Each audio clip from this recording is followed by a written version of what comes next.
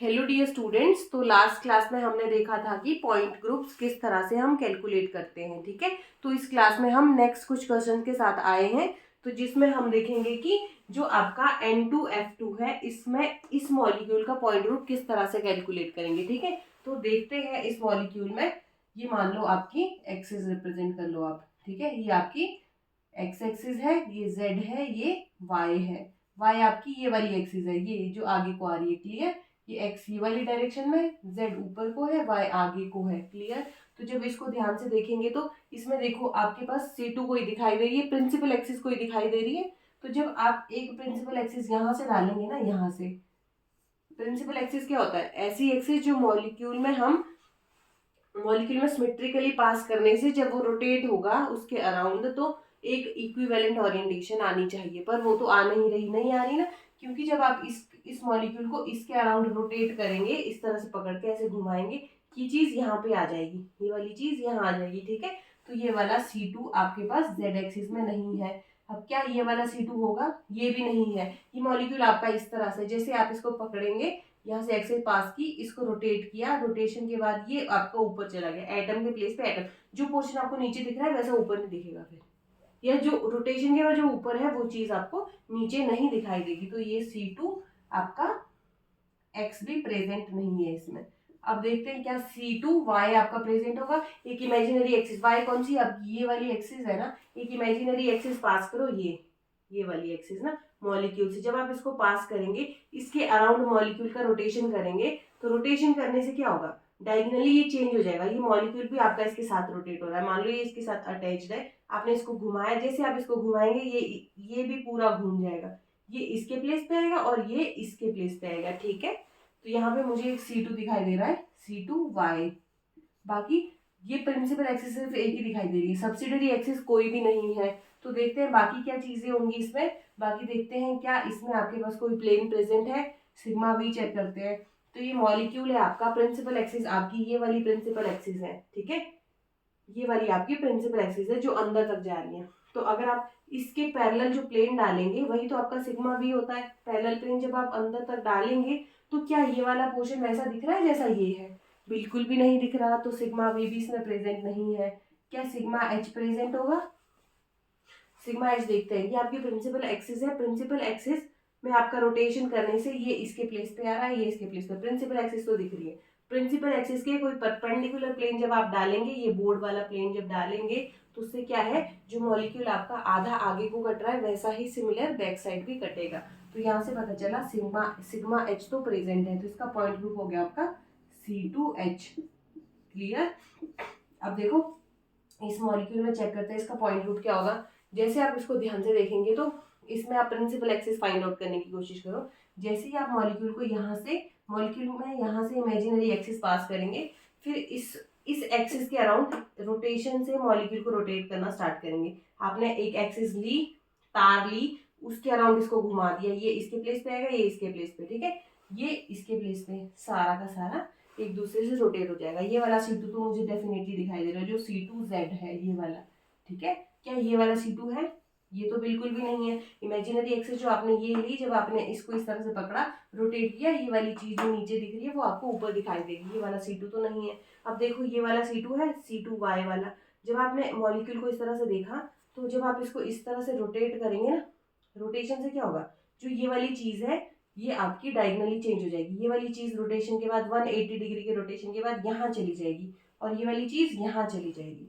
तो यहाँ से पता चला कि आपका इक्विवेलेंट ओरिएंटेशन नहीं आ रही है रोटेशन के बाद। तो यहाँ से पता चला आपका C2Y भी नहीं है, इसमें सिर्फ C2Z ही प्रेजेंट है। इसमें क्या है, एक C2Z प्रेजेंट है। अब इसमें बताओ कि सिग्मा प्लेन किस तरह से देखेंगे। ये आपका C2 है, क्या मैं इसको बीचों बीच से कट कर दूं, वर्टिकल प्लेन, यही आपकी इमेजिनरी एक्सिस है। इमेजिनरी एक्सिस के पैरेलल जो प्लेन होता है वही तो आपका सिग्मा वी होता है। जैसा पोर्शन ये है वैसा ये दिखेगा, तो इसमें सिग्मा वी दिख रहा है। अगर सिग्मा वी 1 है, मैंने क्या बताया था, अगर CN एक्सिस है या तो उसमें N सिग्मा वी होंगे या फिर 0 सिग्मा वी होंगे।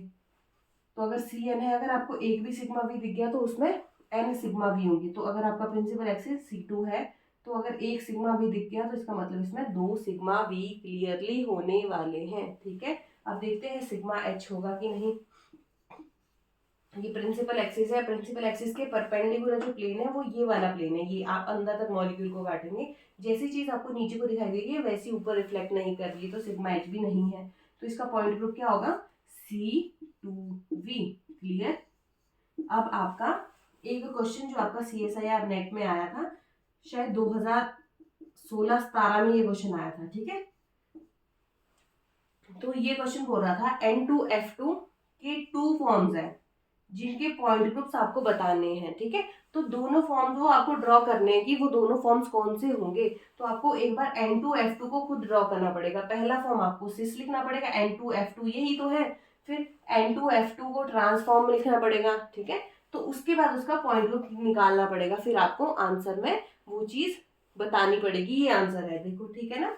तो यहाँ तक हमारा क्लियर हो गया है। अब चलते हैं नेक्स्ट क्वेश्चन पे, जो है BeH2 ना। BeH2 का पॉइंट ग्रुप किस तरह से फाइंड आउट करते हैं वो मैं अब करते हैं। ये देखो BeH2 का स्ट्रक्चर किस तरह से होता है, आपको स्ट्रक्चर निकालने का एक ट्रिक बताती हूँ मैं। वैसे तो ये हमें केमिकल बॉन्डिंग में आपको अच्छे से क्लियर हो जाएगा, पर अभी भी मैं बताती हूँ आपको ना। तो जैसे आप स्टेरिक नंबर किस तरह से निकालते हैं या आपका स्ट्रक्चर किस तरह से होगा, ठीक है। तो देखो कोई भी मॉलिक्यूल है उसकी ज्योमेट्री और स्ट्रक्चर किस तरह से हम फाइंड आउट करते हैं, ज्योमेट्री और शेप। ज्योमेट्री और शेप, ज्योमेट्री में क्या होता है आपके lone pair plus bond pair दोनों ही काउंट होते हैं। शेप जब निकालते हैं मॉलिक्यूल की उसमें सिर्फ बॉन्ड पेयर्स ही काउंट होते हैं, बॉन्ड पेयर्स ही काउंट होते हैं। क्लियर। क्लियर। तो बात करते हैं BeH2 की। इसमें क्या करते हैं, इसका जो फॉर्मूला है half of number of atom, sorry number of valence electron of central metal atom, ठीक है। Number of valence electrons, valence electron के ऑफ सेंट्रल मेटल के नंबर ऑफ इलेक्ट्रॉन्स बताने हैं।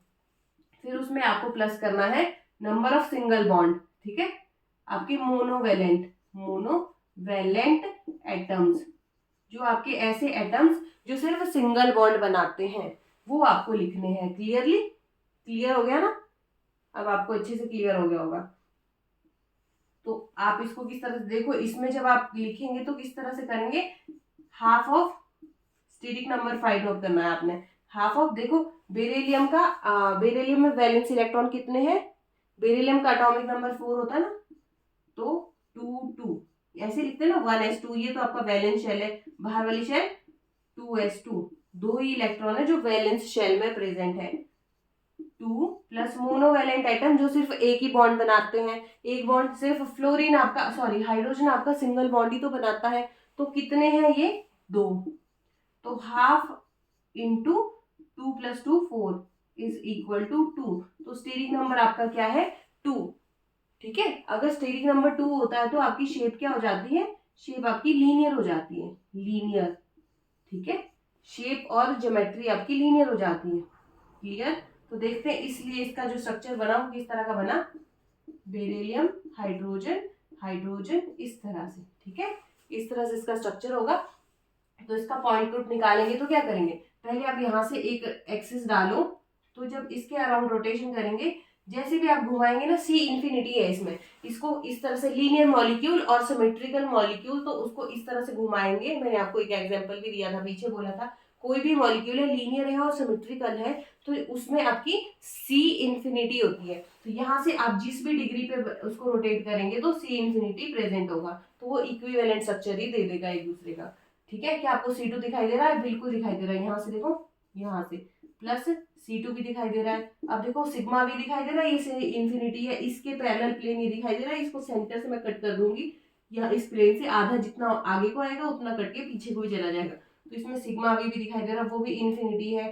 क्या सिग्मा एच है, सिग्मा एच भी डेफिनेटली है, ये आपकी प्रिंसिपल एक्सिस है, प्रिंसिपल एक्सिस के पैरेलल जो, सॉरी परपेंडिकुलर प्लेन ड्रॉ करेंगे, ऐसा पोर्शन जो आपको इधर दिख रहा है वो आपको राइट साइड भी दिखाई देगा जो लेफ्ट साइड है, ठीक है। तो ये बन गया D, ये देखो C इंफिनिटी प्लस NC2 आपको हो जाता है D इंफिनिटी, और ये हो जाता है H, sigma V plus sigma H is equal to D infinity H। Clear. तो आपको शायद अब क्लियर हो गया होगा मैं क्या बोलना चाह रही हूँ, ठीक है। तो अब बात करते हैं नेक्स्ट मॉलिक्यूल की। नेक्स्ट मॉलिक्यूल है नेक्स्ट मॉलिक्यूल मैं एक शेप ले लेती हूँ, परफेक्ट टीबीपी कोई ज्योमेट्री लेती हूँ, ठीक है। परफेक्ट टीबीपी CL5 मैंने ले लिया। इसका पॉइंट ग्रुप आपको फाइंड आउट करना है। तो किस तरह से करेंगे इसका पॉइंट ग्रुप फाइंड आउट? तो इसका स्ट्रक्चर आपको पता है किस तरह से होता है। सेंट्रल मेटल एटम सेंटर में है, सेंट्रल मेटल एटम सेंटर में ही होता है, ठीक है। ये फॉस्फोरस आपका सेंटर में है। ये देखो यहाँ पे एक Cl है, 3 Cl कहाँ है आपके इक्वेटोरियल पोजीशन पे, 2 Cl कहाँ है आपके एक्सियल पोजीशन पे, ठीक है। तो इसमें आप बताओ मुझे, इसमें प्रिंसिपल एक्सिस कौन सी होगी? मान लो ये मॉलिक्यूल आपके हाथों में है, ठीक है। ये जो आपको दिख रहा है ना ये मॉलिक्यूल, ये इस तरह से, जो ये वाले बॉन्ड है ये प्लेनर बॉन्ड है, ये और ये देखो ये आपकी तरफ आ रहा है और ये डैश पे जा रहा है, ठीक है। ये डैश पे जा रहा है। तो जब आप मान लो एक इमेजिनरी एक्सिस यहाँ से पास करो, यहाँ से जब आप इमेजिनरी एक्सिस पास करेंगे यहाँ से सेंटर से, ठीक है, सेंटर से इमेजिनरी एक्सिस पास करेंगे तो क्या होगा, ये देखो ये Cl और ये फॉस्फोरस और ये Cl आपस में एक दूसरे के प्लेस पे ही रोटेट करने लग जाएंगे। एक के Cl अपने प्लेस पे ही घूमने लग जाएगा, फॉस्फोरस भी और ये भी। पर इनके साथ क्या होगा, जो आपके इक्वेटोरियल बॉन्ड है, जब आप इनको घुमाएंगे ये इसके प्लेस पे जाएगा, ये इसके प्लेस पे, ये इसके प्लेस पे। तो यहाँ से डायरेक्टली C3 मुझे दिखाई दे रहा है, क्लियर। तो जब मुझे एक C3 दिखाई दे रहा है, क्या इसमें अब कोई और एक्सिस प्रेजेंट है? इसमें C2 भी प्रेजेंट है, मुझे दिखाई दे रही। अगर इसमें एक भी C2 आपको मिल गई तो इसका मतलब इसमें 3 C2 प्रेजेंट होगी, 3 C2 आपको मिलने वाली है। मैं दिखाती हूँ कहाँ से C2 होगी। या देखो आप यहाँ से मॉलिक्यूल को पकड़ो, सॉरी इमेजिनरी एक्सिस यहाँ से पास करो, जैसे ही आप पास करेंगे यहाँ से रोटेट करो मॉलिक्यूल को। मॉलिक्यूल जैसा आपको बोर्ड पे दिख रहा है वैसा ही है। यहाँ से आपने एक्सिस डाली और इसको रोटेट करना स्टार्ट कर दिया, ये वाला क्लोरीन यहाँ पे आ जाएगा, ये और ये एक दूसरे के प्लेस पे घूमने लग जाएंगे, ये क्लोरीन अपने प्लेस पे, फॉस्फोरस अपने प्लेस पे, ये इसके प्लेस पे आ जाएगा। जो जब आपने यहाँ से रोटेशन स्टार्ट किया, जो फ्रंट साइड क्लोरीन है वो बैक साइड से रिप्लेस हो जाएगा। तो यहाँ से C2 दिखाई दिया, अगर एक C2 है तो 3 C2 होंगे। तो यहाँ से इसका पॉइंट ग्रुप क्या हो गया, Cn प्लस NC2 मतलब DN मतलब N क्या है आपका ऑर्डर, वो कितना है 3, तो ये हो गया D3। तो आपको पता चल गया कि D3 है ये, ठीक है। अब आगे चेक करते हैं कि आगे क्या होगा। अब देखते हैं सिग्मा वी चेक करते हैं। आपकी प्रिंसिपल एक्सिस के पैरेलल जो प्लेन होता है वो सिग्मा वी होता है। प्रिंसिपल एक्सिस आपकी ये वाली है ना, ये इसके अराउंड ही तो आप रोटेशन कर रहे हैं, इसको घुमा रहे हैं, ये घूमेगा अपने प्लेस पे, ये इसके प्लेस पे जाएगा, ये इसके प्लेस पे, ये इसके प्लेस पे। तो क्या ये वाला प्लेन आपको दिखाई दे रहा है? ये देखो, देखने की कोशिश करो। जब आप देखेंगे ये तो नहीं है, ये वाला प्लेन नहीं है, पर देखो कौन सा प्लेन है इसमें सिग्मा वी के लिए। सिग्मा वी के लिए आपका कौन सा प्लेन होगा? जब आप इस मॉलिक्यूल, ये आपकी प्रिंसिपल एक्सिस ये वाली है, जब आप मॉलिक्यूल को इस तरह से काटेंगे, ये भी तो पैरेलल प्लेन है ना ये वाला, देखो ये कट जाएगा, ये कट जाएगा, ये कट जाएगा। जब आप यहाँ से मॉलिक्यूल में एक प्लेन पास करेंगे, ये वाला मैं इसको इरेज ही कर देती हूँ, ठीक है। जब मॉलिक्यूल में आप ये वाला प्लेन पास करेंगे, ये तो कट ही जाएंगे, ये क्लोरीन, ये पूरा कंप्लीटली कट हो जाएगा। और जो ये फ्लोरीन है, जो प्लेन इसके सेंटर से निकलेगा, ये आपका आगे को बोर्ड के आगे जा रहा है, ये बोर्ड के पीछे जा रहा है, इस तरह से प्लेन होगा कोई, ठीक है। तो ये कट रहा है, इसको ये रिफ्लेक्ट कर रहा है, तो सिग्मा बी आप यहाँ पे प्रेजेंट है, ठीक है। यहाँ पे सिग्मा बी डेफिनेटली प्रेजेंट है। अब देखते हैं क्या सिग्मा एच होगा, क्या इसमें सिग्मा एच प्रेजेंट होगा? तो देखते हैं सिग्मा एच होगा कि नहीं होगा। ये Cl है, ये Cl है और ये भी Cl है, क्लियर। ये इस तरह से है, ठीक है। तो देखते हैं, ये आपकी प्रिंसिपल एक्सिस है ये वाली ना, ये अपने प्लेस पे घूमेगा, ये यहाँ जाएगा, ये यहाँ जाएगा, यहाँ जाएगा। तो ये प्रिंसिपल एक्सिस है, प्रिंसिपल एक्सिस के परपेंडिकुलर प्लेन डालो, ये क्लोरीन कट जाएगा, ये फॉस्फोरस भी कट जाएगा। जो देखो ये आपका ये बोर्ड पे वाला प्लेन है, ये आगे को आ रहा है, ये पीछे को जा रहा है, सीधा कट रहा है, ये वाला क्लोरीन, ये सब कट गया।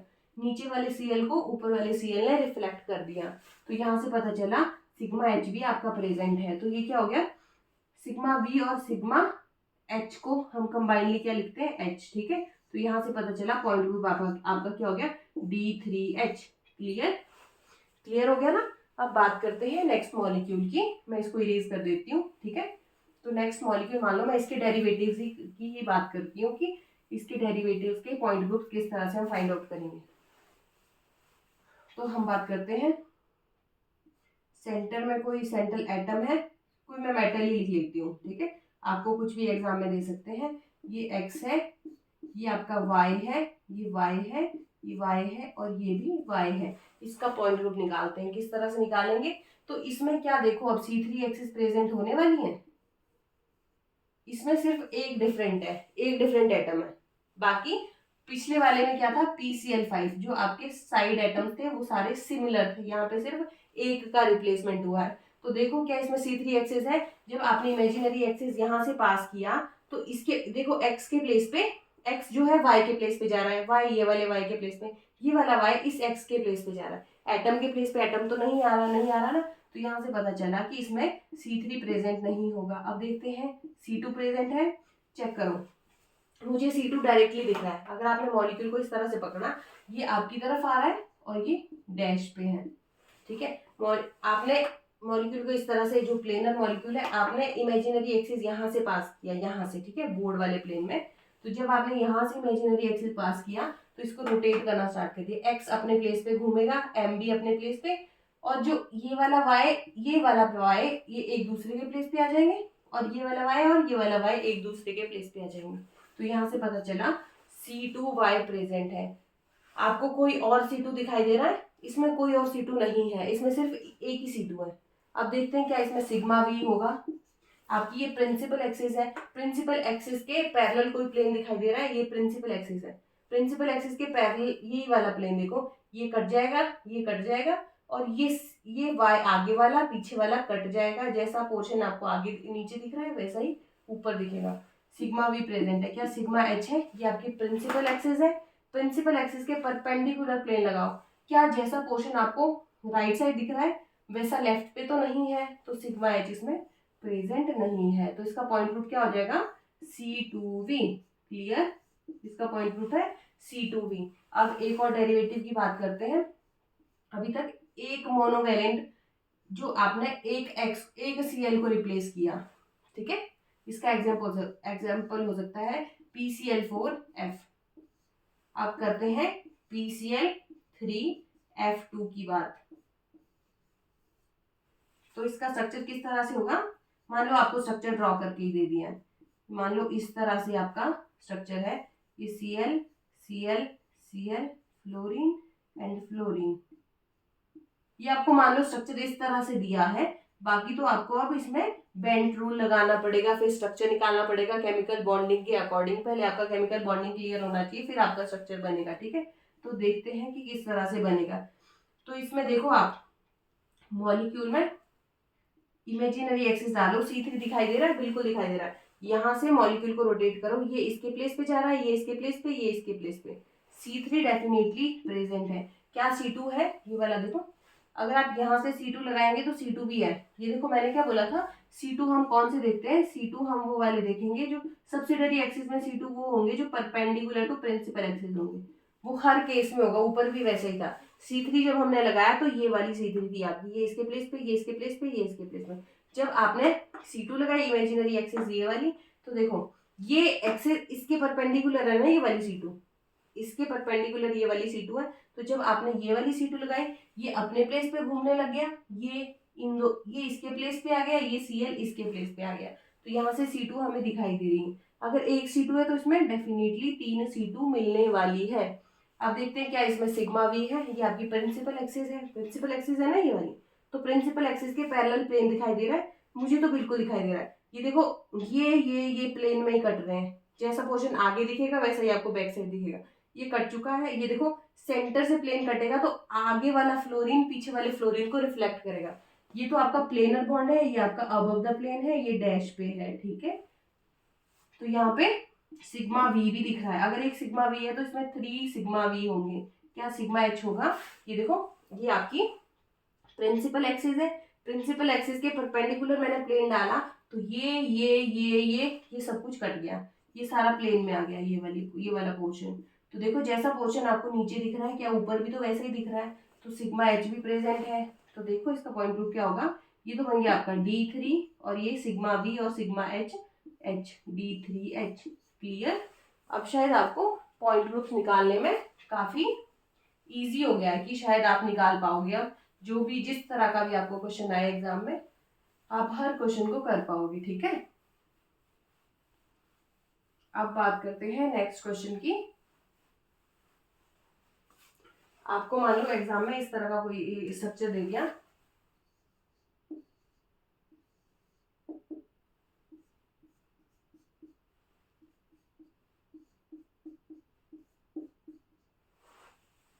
ठीक है, तो इसका पॉइंट ग्रुप आपको बताना है कि इसका पॉइंट ग्रुप क्या होगा। तो इसके लिए आप क्या करेंगे, देखो इसमें कोई आपको पहले C3 चेक करो, इसमें C3 दिखाई दे रहा है। जब आपने एक इमेजिनरी एक्सिस यहाँ से पास किया तो इसके प्लेस पे ये आ रहा है, इसके प्लेस पे ये है, तो देखो साइड जो एटम्स है, एटम के प्लेस पे एटम नहीं आ रहा है, इसकी जो इक्विवेलेंट ओरिएंटेशन नहीं आ रही, तो ये वाला C3 तो हमें नहीं दिखाई दे रहा। क्या C2 दिखाई देगा?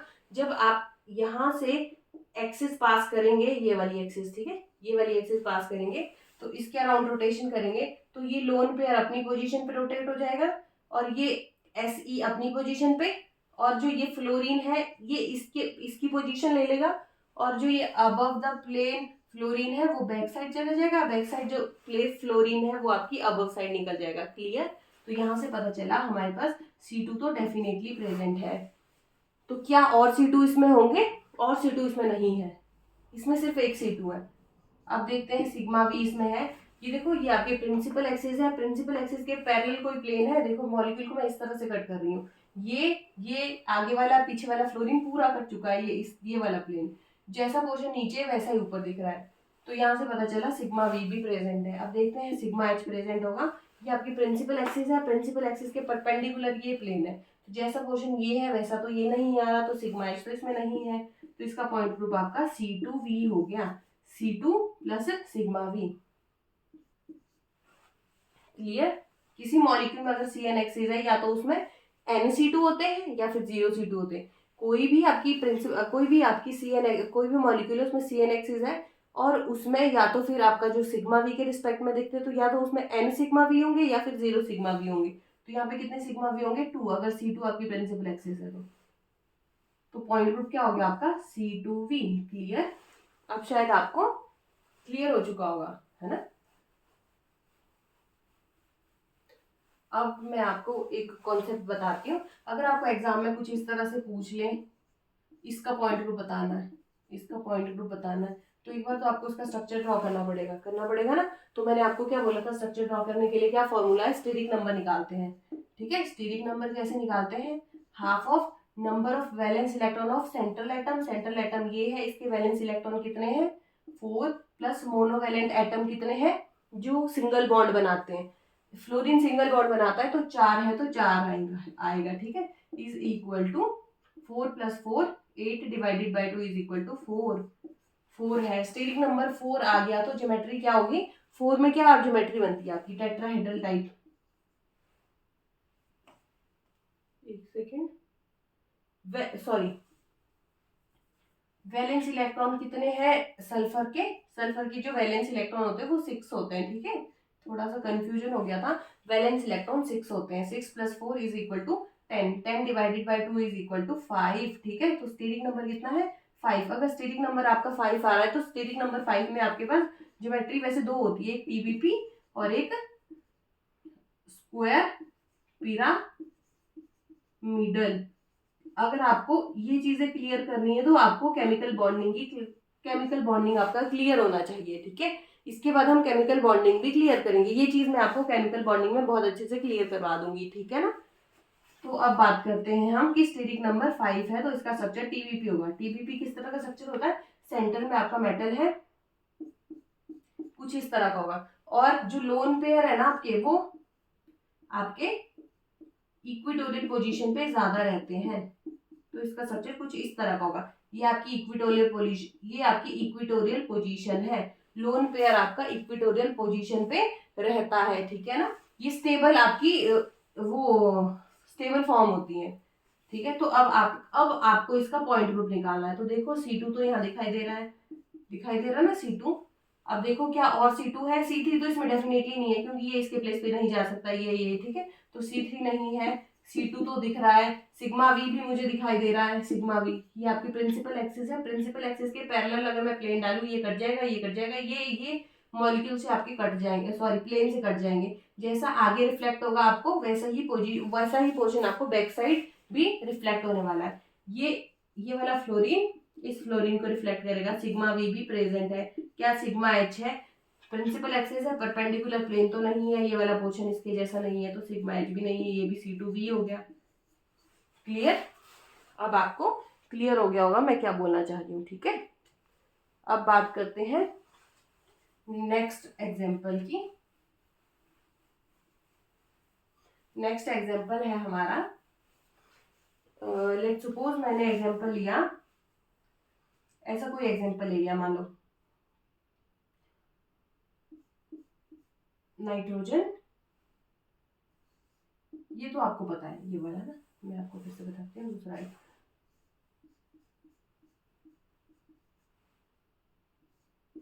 हाइड्रोजन हाइड्रोजन हाइड्रोजन, इस तरह का स्ट्रक्चर है आपको दिया हुआ, ठीक है।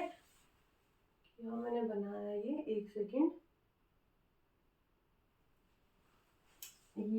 ये मैंने आपको कुछ इस तरह का स्ट्रक्चर नहीं बनेगा, कार्बन 6 बॉन्ड नहीं बना सकता, ठीक है, इसलिए ये वाला स्ट्रक्चर तो नहीं बनेगा।